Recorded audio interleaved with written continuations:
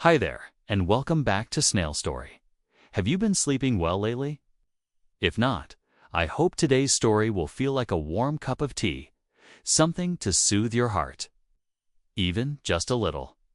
This is the story of a quiet, unusual marriage between Jasper, young businessman bound by his father's final wish, and Emery, a gentle woman raised under the kindness of a past generation. They started as strangers under the same roof. No love, no touch, not even questions about each other. Just a silent agreement born out of duty. But slowly, through small gestures, meaningful silences, and quiet acts of protection, that duty turned into something real. And in the end, when both were free to choose again, they chose not to walk away. If you love slow, tender, and soul-deep romances, don't forget to like this video, subscribe to Snail Story, and hit the bell so you won't miss the next heartwarming tale. The first breeze of autumn drifted through the town, rustling the maple trees as their leaves turned to shades of red and amber. It carried with it a quiet, chill wedding season was here. But at the small chapel at the edge of town, no one was smiling. The wedding was silent. No music, no fireworks. Just a brief ceremony, a few witnesses, and two people standing beside each other as if they were guests at their own wedding. Jasper, Alden, the heir to a multinational real estate empire, was the groom. A young man with commanding presence shaped by discipline and data. He believed in results, not romance. In logic, not love. The bride was Emery Lowell, owner of a small bookshop tucked away on the city's outskirts. Her eyes were calm, her voice soft but steady, her posture upright yet unforced. She wore no extravagant makeup, no glittering jewelry. Just simple, like the woman herself, quiet, clear, and unforgettable without needing to make a sound. But their story had begun long ago, 30 years ago to be exact. Jasper's mother passed away shortly after giving birth to him. At the time, the family was living temporarily in a rural village, where people still chopped firewood and called to each other through open windows. June Lowell, Emery's mother, was their neighbor, and the only close friend Jasper's mother had. Few knew that during one harsh winter, it was Jasper's mother who saved the Lowells. When June nearly died from postpartum hemorrhaging, it was the city-born woman who called the doctor, made porridge, and stayed up through feverish nights to keep her alive. No one ever spoke of a debt, but June remembered like a stitch that could never be undone. A few months later, Jasper's mother died from postnatal complications. His father, Raymond Alden, was a stern, emotionally distant man who threw himself into work. Left alone with an infant, he was helpless, and without waiting to be asked, June stepped in. She held the baby, nursed him, sang him to sleep, and kept that fragile life breathing as if he were her own. For the first 5 years of his life, Jasper was raised in June Lowell's arms, on warmth, on care, on a mother's love not tied by blood. Emery, only 3 at the time, still remembered how her tiny fingers once touched Jasper's cheek, how she'd place wildflowers on his forehead and whisper, "Don't cry." Then one day, Jasper's father left town, taking his son to England. No goodbyes, no letters. Just an envelope of money and a thank you note. If that could settle everything from that day, Emery never spoke of Jasper again. Time passed. Her mother died of illness. Life brought Emery back to the quiet town, where she ran the old bookstore and lived as if no one owed anyone anything anymore, until Jasper returned, not to apologize, but to fulfill a final clause in his father's will, the man who had passed away less than a month prior. He came into the bookstore on a soft, rainy afternoon. He didn't say much, just placed an envelope on the counter. Inside was a copy of the will and a single handwritten line from his father. "If Emery Lowell agrees, marry her. Consider it the only debt I was never brave enough to repay." Emery read in silence. She wasn't shocked. She wasn't moved. She simply said, "I need time to think." That night, Emery climbed to the attic and opened an old wooden chest her mother had kept for years. Inside, she found a stack of letters most yellowed with time. One of them was written by her mother, intended for Emery to read after she was gone. The handwriting was slanted and soft. "Emery, if you're reading this, I'm likely no longer with you. And perhaps someone has already mentioned Jasper Alden. What you don't know is this: his mother once saved my life. When I gave birth to you, she was the one who carried me to the clinic, who made soup for me every day while I recovered, who held you first while I lay unconscious. I didn't take in Jasper out of pity. I did it because I believed if the woman who saved me couldn't live on, then I could honor her by protecting her child. If one day you have the chance to repay that kindness, don't do it for me. Do it because you believe it's the right thing. Some things, if no one chooses to carry them, they'll simply vanish from the world." Emery's hands trembled as she read.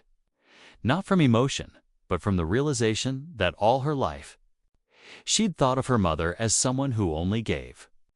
But in truth, she had once received something irreplaceable. And now, the kindest thing Emery could do was not for Jasper's gratitude, nor to return the favor, but to make sure that thread of grace didn't disappear in a world far too quick to forget. The next day, she called Jasper. "I agree, but only for 3 years. After that, if you want to walk away, I won't stop you." Jasper nodded. He didn't ask why, and she didn't explain further. The wedding was held 3 weeks later. Emery didn't choose an expensive gown. She wore the simple white dress her mother had kept in the closet, clean, modest, and perfectly fitting. Jasper arranged a quiet ceremony at the chapel where his parents had once been married. There were no fireworks that wedding night. No wine, no physical touch. Jasper went to the main bedroom. Emery went to the guest room, folded her dress neatly, and placed it in a drawer. She poured herself a cup of ginger tea, sat by the window, and watched the rain. The room was quiet, but not cold. She whispered to herself, "Mom, I don't know if I'll do this well. But I won't let what you once cherished disappear, like it never mattered." In the room across the hall, Jasper sat on the edge of his bed. His thumb brushed over a faded scar on his right wrist, one he'd never remembered getting. But somewhere in the shadows of memory, there was an image.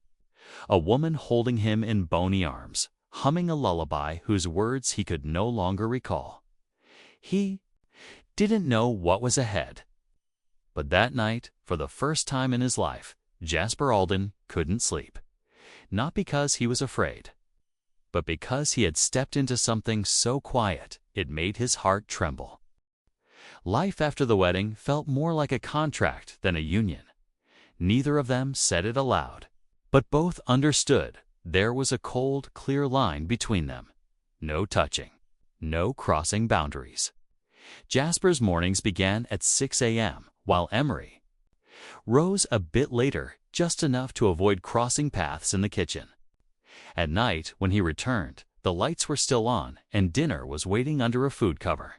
She never stayed up for him, never asked questions, never complained. Jasper ate in silence, washed the dishes, and headed upstairs to his room. Emery, meanwhile, would sit out on the balcony, reading until the night was filled with nothing but the chirps of insects. Then she would quietly turn off the lights and retreat to the small room at the end of the hallway. They lived together like two polite strangers. A week after the wedding, Emery returned to her mother's old house to sort through the last of her belongings. No one knew where she'd go, not even Jasper. She hadn't left a note. That morning, the dining table was empty. No tea, no eggs. Not even the small sticky note she usually left behind. Jasper sat at the coffee machine and suddenly realized he'd never asked if she often visited her childhood home. He didn't know when her mother had passed. He knew a lot: land values, stock trends, consumer behaviors, but about the woman sharing his house, he knew nothing. That evening, He ate instant noodles for dinner. When Emery returned the next night, it was raining. She stood under the porch light, soaked jacket clinging to her, hair messy, hands still dusty probably from dragging boxes down from the attic. Jasper was sitting in the living room. He heard the door open and stood up. For a split second, he meant to approach her, but stopped. She walked in, nodded a greeting, and headed straight for the kitchen like always. No explanation, no complaints. Jasper watched her, feeling like he was standing in a house that held someone he still couldn't touch. That night, for the first time, they had dinner at the same time, not on purpose, just by chance. She had just finished setting the table when he came down. They both paused for a moment, but Emery sat first. Jasper understood. He turned away now. Things would stay cold, silent, just as they were. So he sat across from her.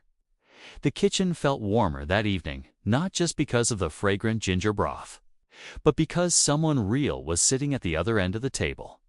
Jasper had never eaten her cooking in front of her. This time, he took a bite, not too salty, not too bland, just right. Just like her. "You went back to your hometown yesterday?" he asked, eyes not meeting hers. "Yeah. I cleaned up the old room, packed a few of Mom's things." Beat of silence. "How long did you live there?" asked again, this time genuinely curious. "Since my mother passed." "I don't really like the city. It's too loud. It's quieter there. It's quieter." That word echoed in Jasper's mind. She chose that place because it was quiet, while he had chosen to live like a machine just to silence his own thoughts. The next evening, she left 2 portions of soup on the table. "If you get home late tomorrow, make sure to reheat it. Ginger loses its taste if it sits too long," she said, then went upstairs. Jasper watched her fade up the stairs. He picked up his spoon and tried a bite. The soup had a gentle heat to it, followed by a soft, lingering sweetness. That night, he didn't work. He opened his laptop, then closed it again. His hand rested on a cold cup of tea, eyes fixed on the warm light falling across a table that was no longer empty. Days passed. Slowly, Jasper began to notice small things about her. She liked old books, the kind with worn spines and yellowed pages. She tied her hair up every night at 10 p.m., a quiet signal that the day had ended. She brewed ginger tea every evening, not for him, but for herself. And strangely enough, he started to look forward to those little rituals like they were the only rhythm keeping this house from feeling completely hollow. One evening, he got home earlier than usual. She was on the balcony, knees tucked to her chest, staring at the sky. Jasper stood in the hallway, not stepping out, just watching her through the glass, under the soft light.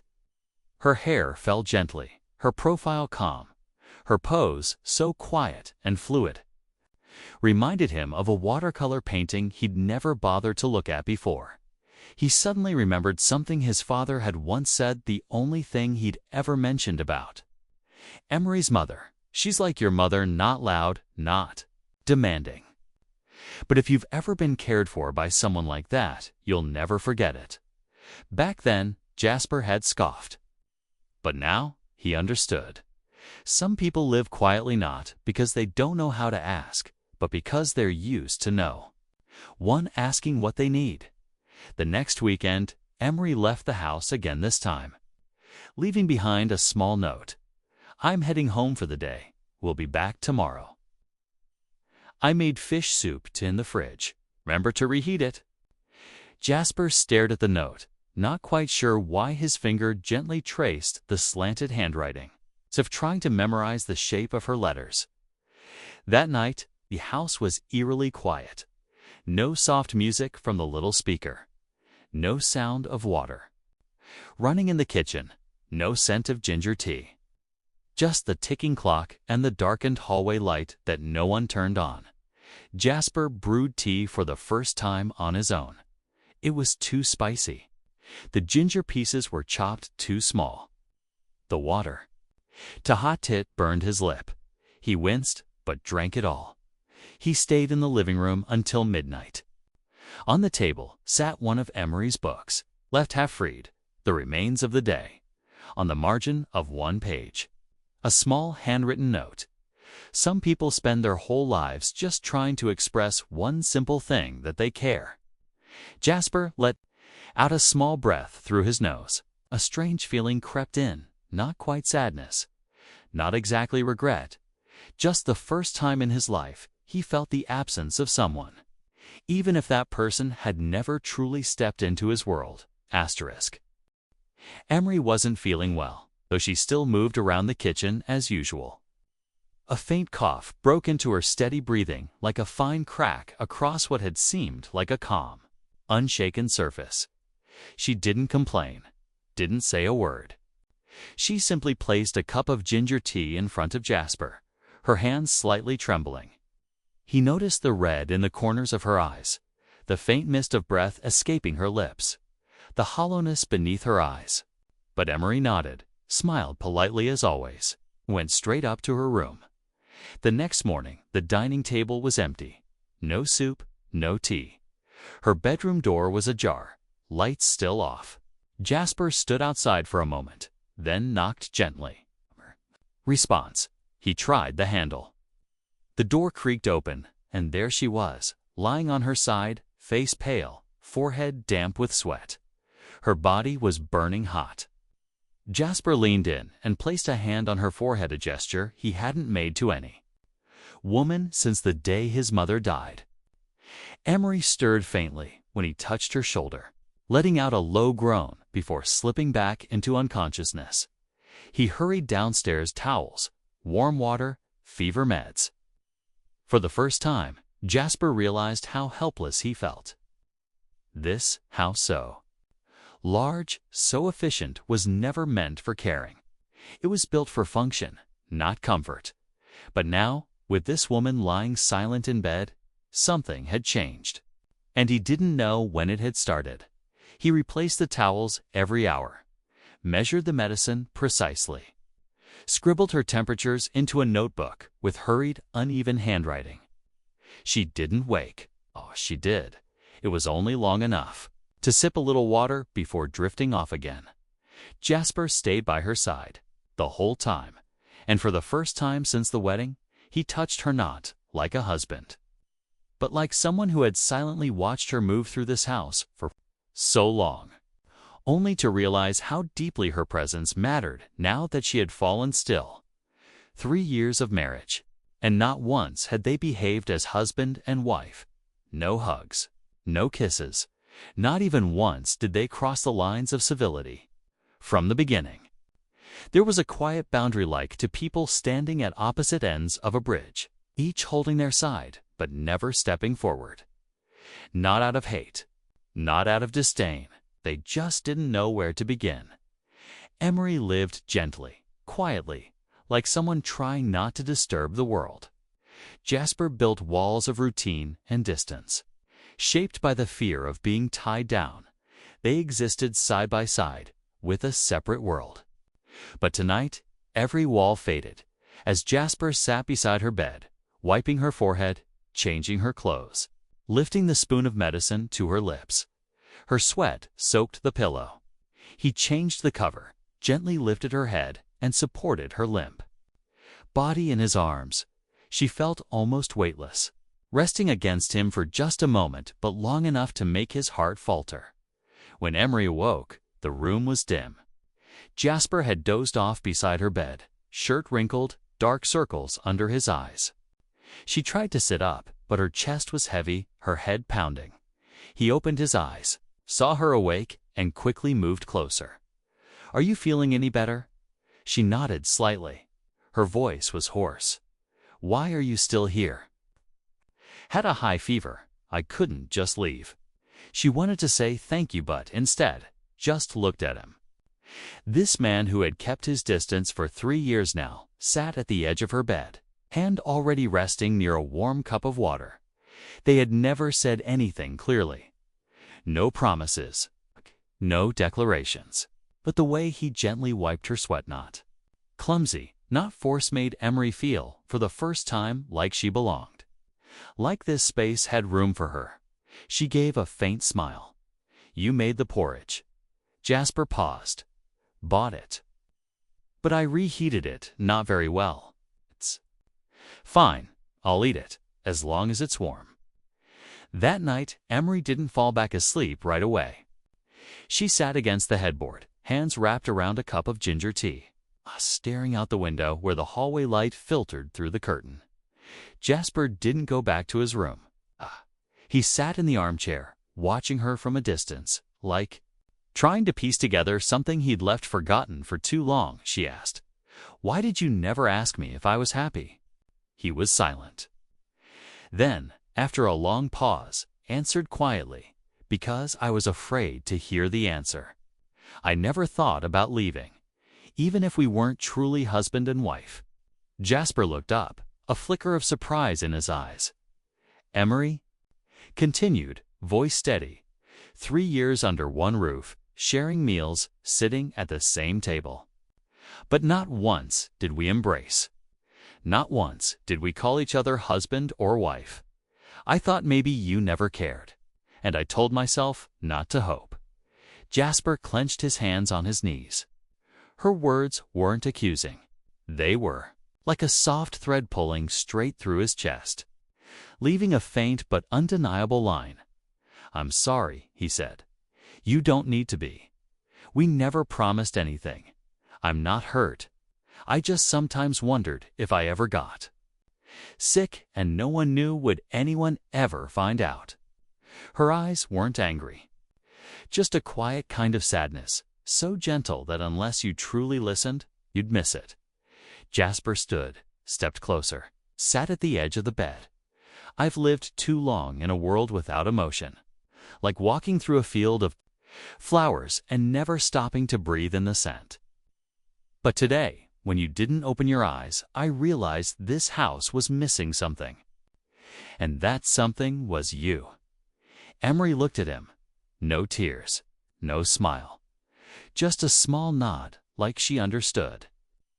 That for the first time since their wedding, this man had taken a single, sincere step toward her. Her fever began to break. She fell asleep again. And on the chair beside her, Jasper remained still, eyes closed. One hand resting on the armrest, like he was guarding each breath she took. There was nothing romantic, nothing instantly transformed. But that night, for the first time, they truly touched each other, not with their hands, but with their hearts. The fever had passed. Emery was feeling better, her steps lighter, the shadow of exhaustion gone from her eyes. The house returned to its old rhythms, but something felt subtly different, as if every object had shifted just a few millimeters. Not enough to be obvious, but just enough for someone paying attention to notice. In the mornings, when Emery came down to the kitchen, the kettle was already boiling. She still brewed her own ginger tea, but the first cup no longer cooled in silence. Jasper was already at the table, laptop open, but his eyes would glance at her cup, as if silently making sure, "You're still here today." Dinner hadn't changed much, except Jasper now started eating closer to her schedule. He was still quiet, but Emery could tell he was trying. Not trying to be a husband like in the books, but trying not to be just a guest in his own home. One evening, Emery was reading in the living room when Jasper stepped out of his office, a folder in hand. He paused for a moment, then asked, "Do you like paintings?" She looked up, slightly surprised. "Paintings?" "Yeah, I was thinking of switching out a few around the house. They don't really match anything." Here, Emery gently closed her book, glancing around. He was right, the art in the house was all cold and abstract. Geometric lines, grayscale tones, just like Jasper's former lifestyle. "I like ink paintings, or ones that feel natural. They don't have to stand out. Just feel warm." Jasper nodded. He didn't take notes. But the next day, a few paintings were taken down. And a week later, 3 new frames appeared. a wooden bridge stretching over a stream, a budding branch of cherry blossoms, and a large print with simple lettering, "Be still." Emery didn't ask who chose them. She just stood in front of the wall for a long while, then smiled softly. Still, some distances don't vanish after just one fever. One night, Emery woke to the sound of her door creaking open. Jasper stood at the doorway, holding a light blanket in his hands, his expression unreadable. He said quietly, "You left this in the living room." She sat up, took it from him, said, "Thank you," and he turned to leave, the door closed. Emery couldn't fall back asleep. She knew over the past 3 years, Jasper had never once entered her room except for the night she was sick. And even then, that was an exception. She didn't expect anything, didn't ask for anything. She reminded herself, the hot kettle, the new paintings, the dinners on time, these were gifts. And gifts are never to be demanded, but the body hides nothing. Every time she stood near Jasper even for a second, her heart skipped a beat. Even though he was still the same distant, reserved, his gaze sometimes lingered a little longer than before. And that little bit was enough to make her lose her calm. She thought of her mother's letter, of the old debt she once believed she was repaying on her mother's behalf. But the more she lived beside Jasper, the more she understood. Some debts can't be repaid through kindness alone. Some things, once they touch the heart, are no longer about duty. As for Jasper, he didn't know what to call what he was feeling. It wasn't love, not yet, at least not something he dared to name. But clearly, he wasn't the same man he was 6 months ago. He used to work late, eat alone, sleep in a room where no one waited for him. Now, if Emery wasn't at the dinner table, he grew restless. If she didn't come down the stairs by 7:30, he checked the time more than 5 times. He knew she still kept her distance, and so did he. They didn't touch, didn't hold hands, didn't kiss. Not like other married couples, in 3 whole years from the day they signed the papers until now. They had never once crossed any physical boundary. That had been the unspoken agreement. No one ever said it aloud, but they both knew. If there's no love, don't hurt each other with cold possession. Jasper thought he could handle that. But lately, he wasn't so sure.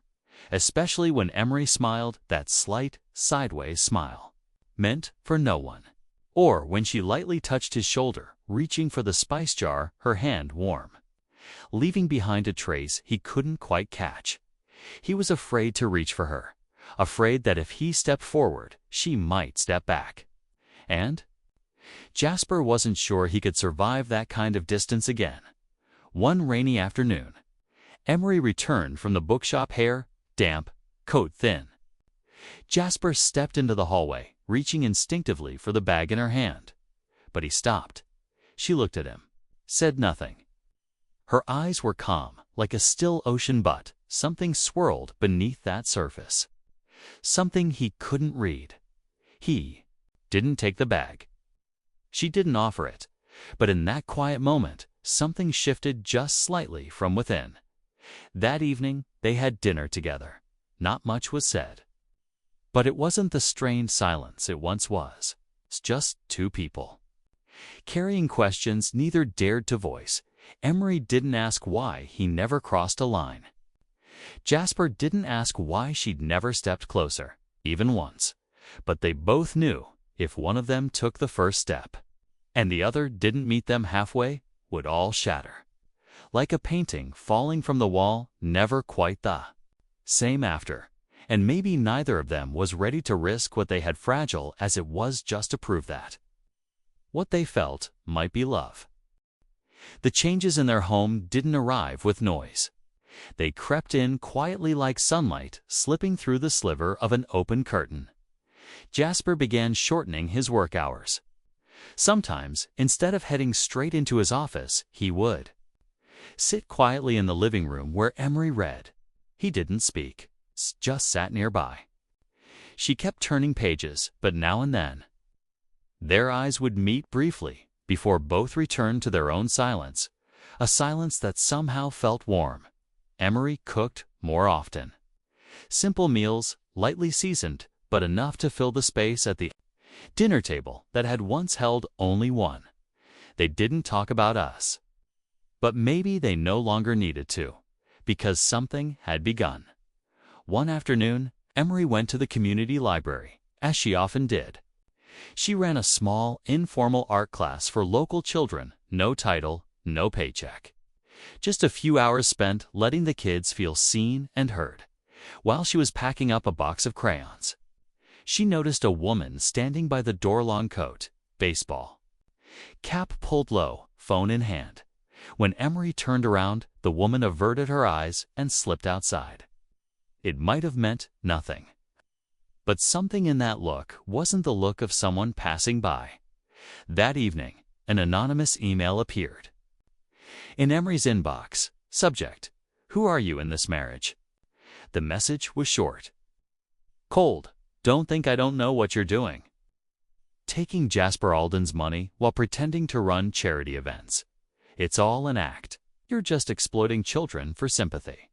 People will see who you really are. Sooner or later, Emery read it again and again. For the first time, she felt something like a chill rising from the inside out. Not because of the accusation itself, but because someone had been watching her, like a role being played. And worse, they had dragged Jasper into it. Her hand hovered over the mouse. She almost deleted it, but paused. Maybe the letter meant nothing, or maybe it was a spark waiting to light something bigger. And she knew Jasper, he was discreet, yes, but he had a deep pride. If he ever saw this, his first reaction might not be concern. It might be pain. She sat there for a long time, didn't reply, didn't delete it. She simply closed a laptop, washed her hands, and began preparing dinner. That night at the table, Jasper asked, "You look tired. Are you okay?"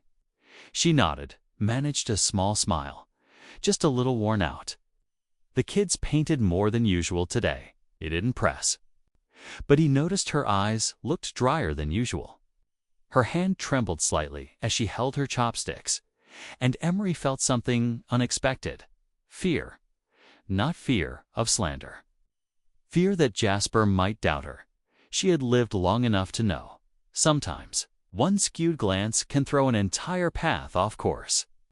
And the two of them had never even said, "I need you," or "I'm staying because of you." Back in her room, she reopened the email, stared at the cold words. She thought about the possibility maybe the writer knew Jasper. Maybe they once worked with him. Maybe they once stood closer to him than she did now.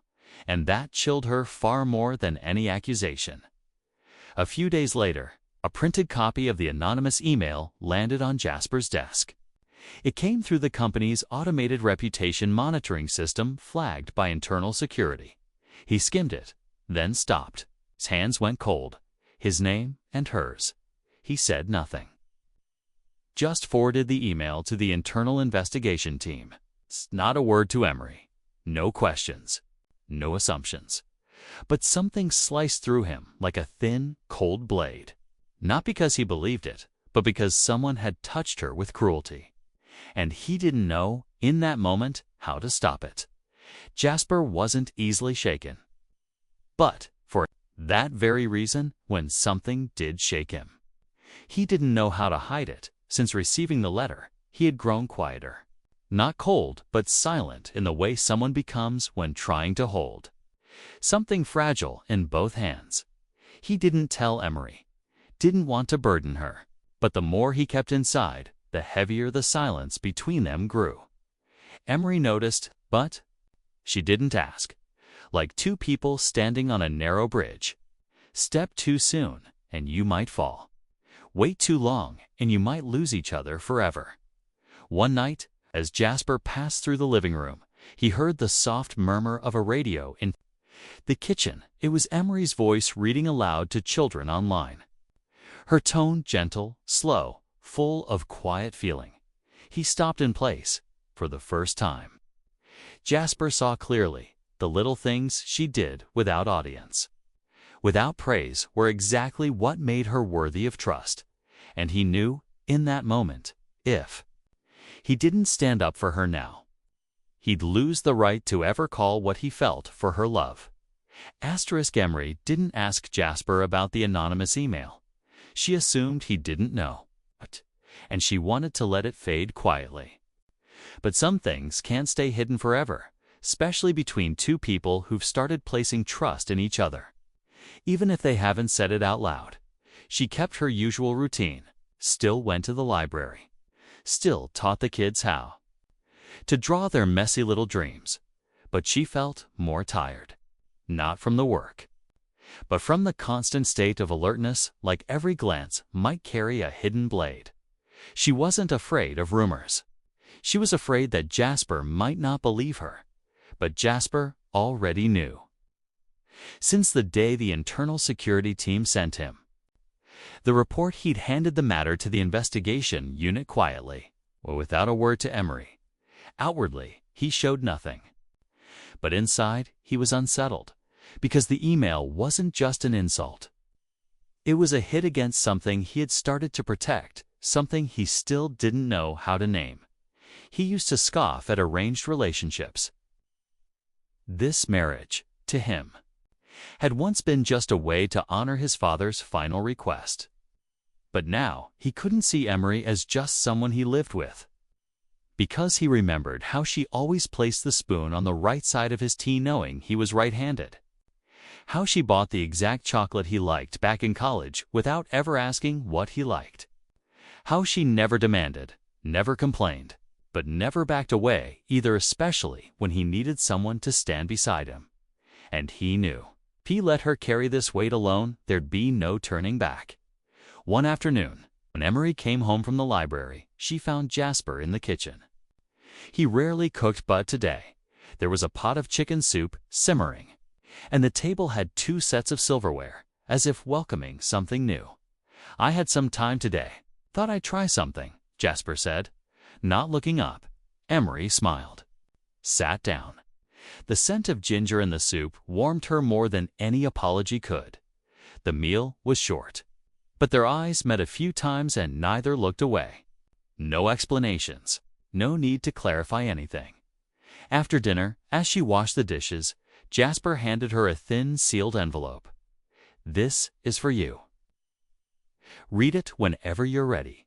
She looked at him, surprised, but nodded, taking it. Later, in her room, Emery opened it. Inside was a printed copy of the full report on the anonymous email, IP address, message logs, internal analysis. And at the bottom, one handwritten line from Jasper. "You don't need to prove anything. But if someone ever questions you, I want them to go through me first." Emery sat on the edge of the bed, her hand gripping the paper tightly, not out of fear, but because she was moved, because she understood Jasper didn't just believe her. He was choosing to stand with her. Even though neither of them had spoken the word love, from that day on, something shifted, subtle but unmistakable. Jasper no longer kept his distance. He stood closer, asked more questions, and listened with eyes that felt genuine. Emery no longer feared his gaze might be judgment. Now, it felt like an invitation to stay, if you want to. One time, after she finished washing a large blanket and was struggling to hang it, Jasper stepped in, said nothing, just lifted it from her hands and helped. They touched barely, but it was enough to make her heart skip. They still slept in separate rooms, still kept the physical boundary they'd agreed on 3 years ago. No one crossed the line. No one made a move. But in the silence, something was shifting. One night, while Emery was reading, her phone buzzed. A message from Jasper. Just a few words. "Do you want me to drive you tomorrow?" It wasn't the first time he'd asked, but this time, something softened in her chest. As if, after so much silence, this man was finally saying, "I'm here. Not just to take you somewhere, but to go with you." She typed one word. Yes. Jasper didn't need thanks. But the next morning, When Emery left a small tart on his desk, the kind he used to like back in England, he smiled. Just a small smile, but enough for Emery to know they were no longer strangers under one roof. They were two people who had finally taken a step, not necessarily toward each other, but toward something unnamed, something fragile growing through trust. The investigation report arrived Monday afternoon. Jasper was in a product strategy meeting when he got an internal message. "We've identified the IP source. It's Livia Moore." Jasper felt his heart skip. Livia, his former assistant at the London branch, sharp, perceptive. She had stood by him through his hardest months when he first took over the European division. She had also been the only person until Emery who ever made him feel like if he let go, he might actually fall. Jasper used to believe there was nothing between him and Livia, just colleagues. Just two people who worked so seamlessly that the space between them blurred more than it should have. But now, seeing her name at the bottom of the email that tried to destroy Emery's image, he couldn't deny it. Maybe Livia had once felt more than he realized. After she left the company, Livia had joined a nonprofit organization in Europe. No goodbye, no message. No call. Now she'd returned, not to reconnect, but to disrupt the life he was slowly rebuilding with someone else. Jasper said nothing to Emery. He simply sent an email to Livia's old address, the one he used to know by heart, because her name had once appeared in his inbox every single day. "We need to talk about the letter." Surprisingly, she replied. They met at a small cafe in the city center, familiar spot from their old lunch breaks when time was tight and the office too far. Jasper arrived early, but Livia was already there. Same straight hair, same wine-colored coat, same eyes that always seemed to know what you were about to say. "Didn't think you'd figure out it was me," she said first. "Wasn't hard," Jasper replied evenly. "There are only a few people who know about my marriage and that Emery visits the library every week." Livia stayed silent, took a sip of coffee. "I didn't mean to hurt her," she said. You trust too easily. And someone like you, Jasper, shouldn't be so naive. You don't think I can tell who's genuine? I used to. But then you married someone because of your father's dying wish." Jasper tightened his grip on the glass, then loosened it. "You're wrong. Maybe it started because of him, but I stayed because of me." Livia looked at him, as if trying to see the old Jasper the cold, calculating one who only cared about results. But the man sitting in front of her was different. "She changed you." "No, she didn't change me. She just lives in a way that makes me want to change. There's a difference." Livia gave a hollow laugh. "I just didn't want to see you choose wrong and get hurt." "If I've been hurt," Jasper said softly, "it was by you, Livia, not her." Silence filled the space between them when Jasper left the cafe. He didn't look back. The breeze at his collar wasn't cold, but inside, something had loosened. Lighter, clearer. Emery didn't need him to protect her by cutting others out. She just needed him to choose her when someone else walked away. That night, Emery noticed something different in Jasper. Not anger, but a softness in his eyes as he watched her pour tea. "Something wrong?" she asked. Jasper looked at her. "For a long time, have you ever been afraid that someone's past could ruin the present?" Emery smiled. "I'm not afraid of the past. I'm only afraid if someone doesn't have the courage to move through it." He lowered his head, placed his hand over hers for the first time without any reason or excuse. "Thank you for not asking even when. You had every right to." Emery nodded gently.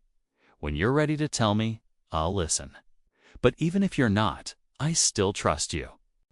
That night, Jasper sat alone on the balcony, a cup of cold tea in his hands. He thought of Livia with anger, but with a quiet kind of regret.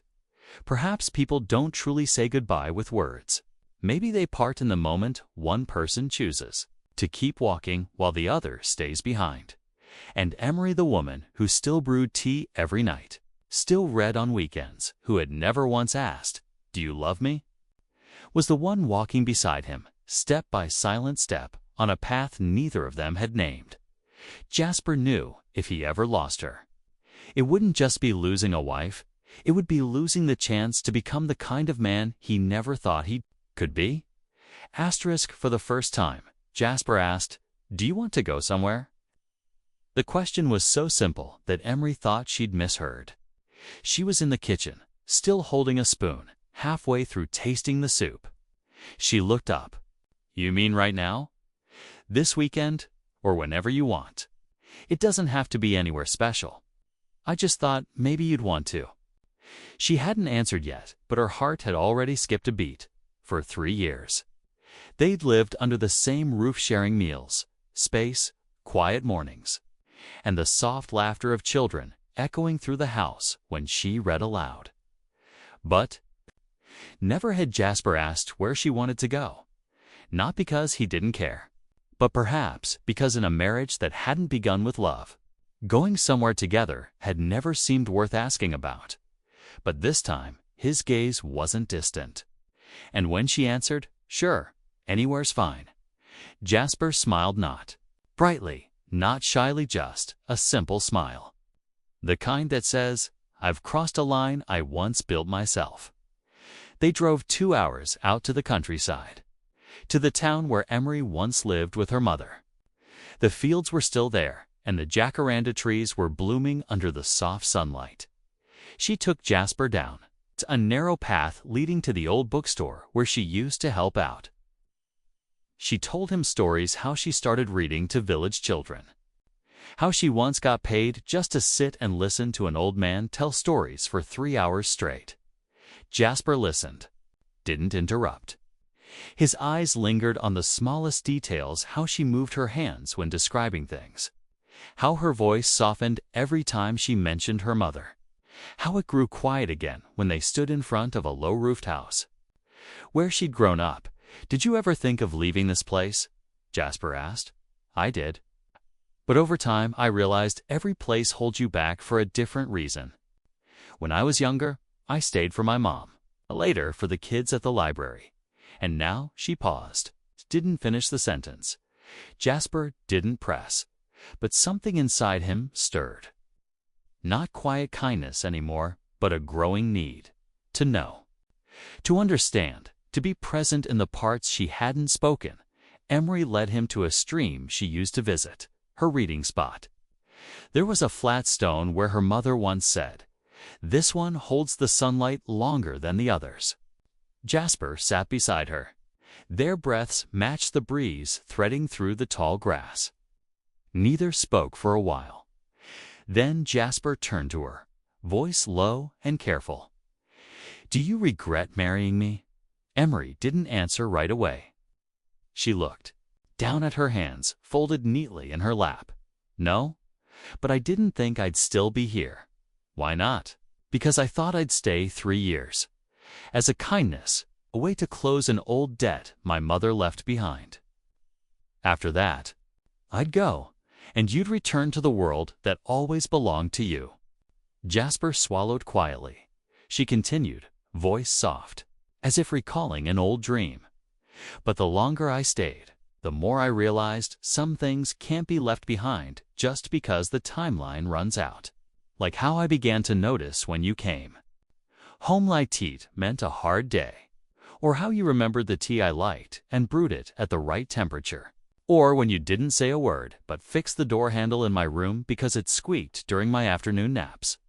Jasper looked at her, his eyes no longer sharp but warm, blurred like golden light through leaves. "I don't know if that's love," she said, "but I think when someone stays by your side for 2 whole days while you're unconscious, it would hurt deeply to walk away from them." He reached out, hesitated, then gently placed his hand on the back of hers. For the first time in 3 years of living together, they touched not out of care, not by accident, but because they truly wanted to. Emery didn't pull away. They drove home in silence. But something had been named, though no words had spoken it. Jasper carried the luggage inside. Emery slowly hung up her coat. She reached for 2 mugs, ready to make tea. But Jasper stepped forward, suitcase dust still on his hands, and gently took her wrist. "Let me do it. It's my turn today."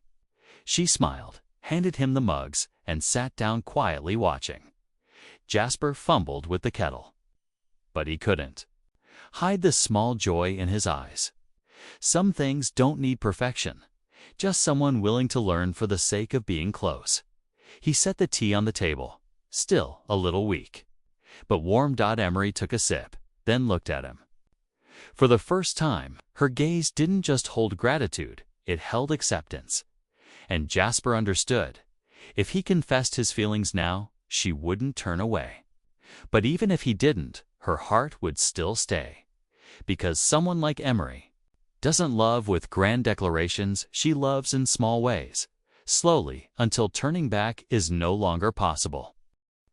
The internal company bulletin arrived Monday morning, the London branch where Jasper, once served as director, was now leaderless after the current CEO stepped down due to health issues. The board wanted Jasper to return.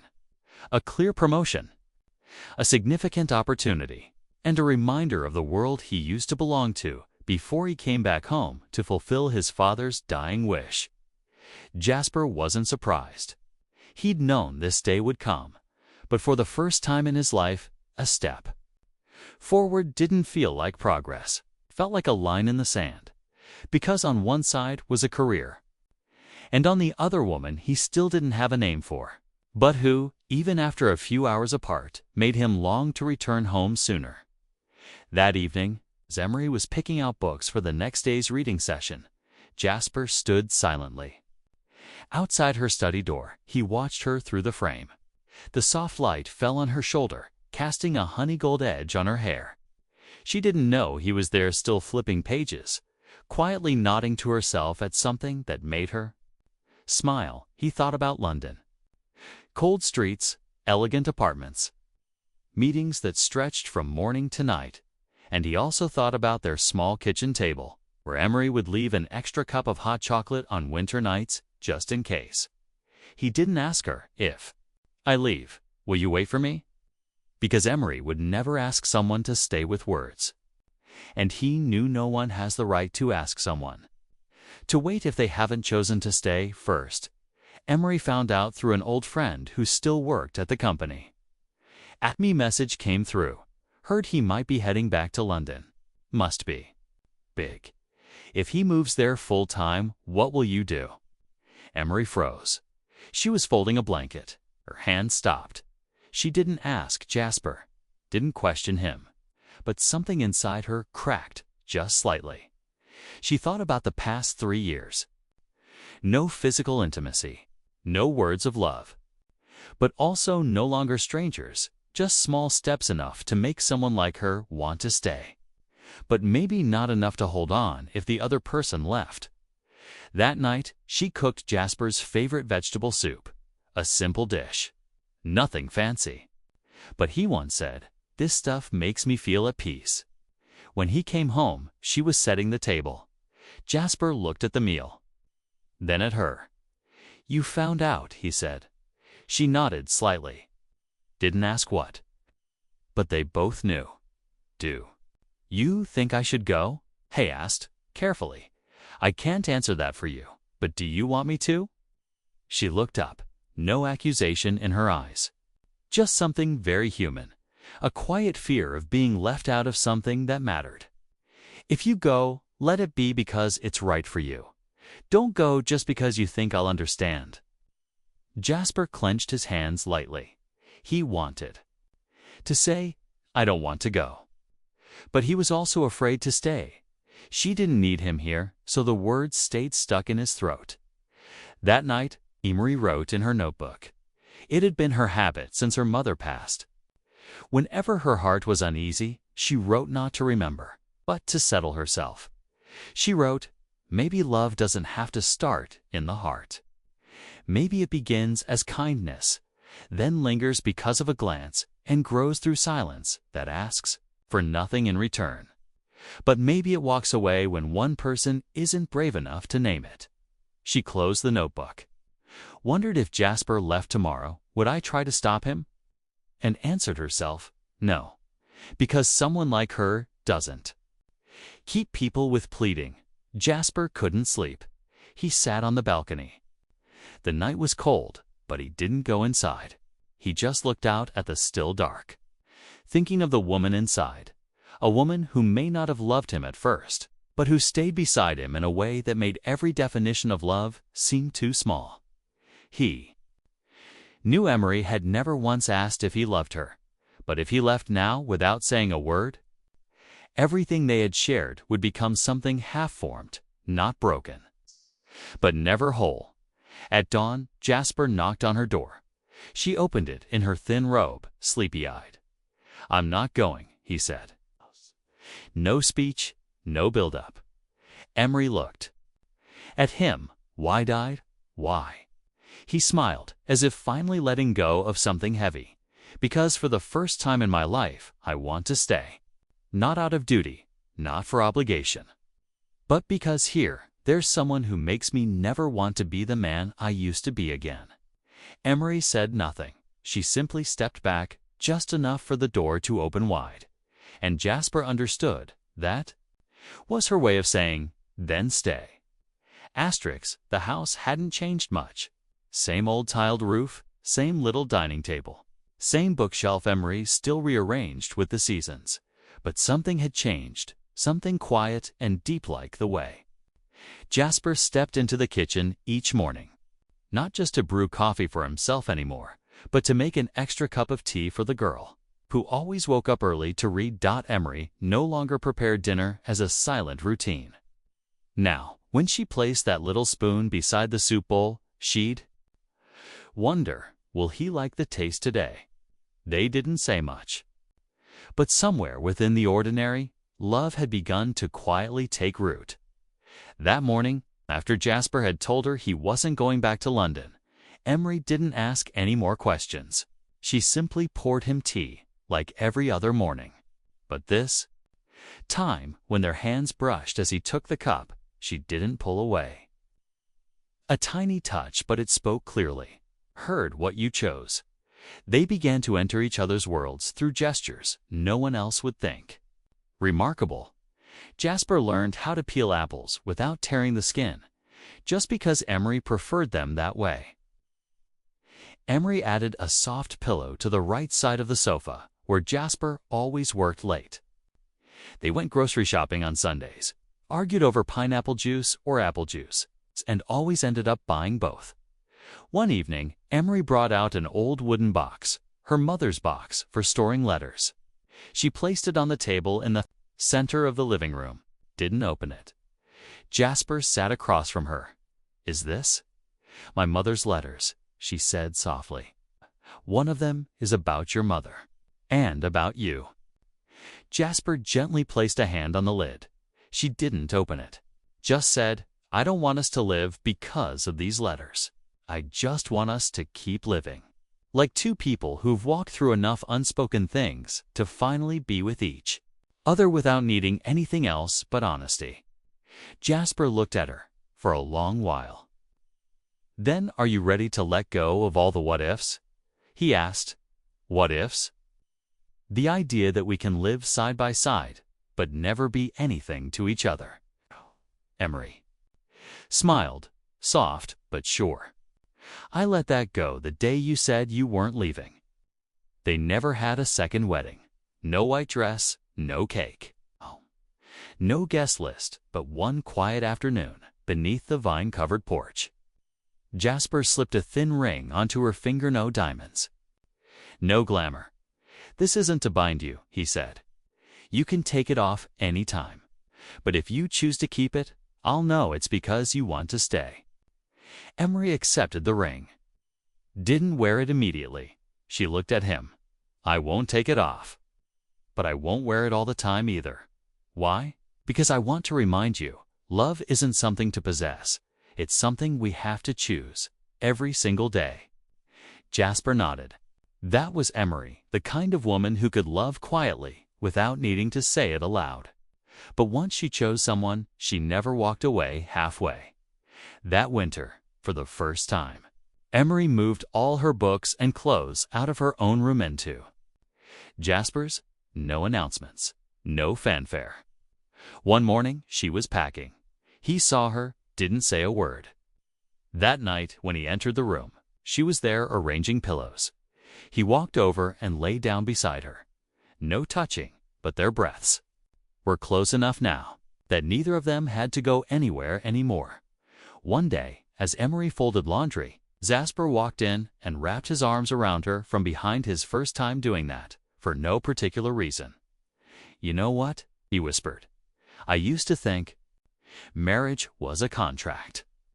After 3 years, whoever wanted to leave, could. And now I know.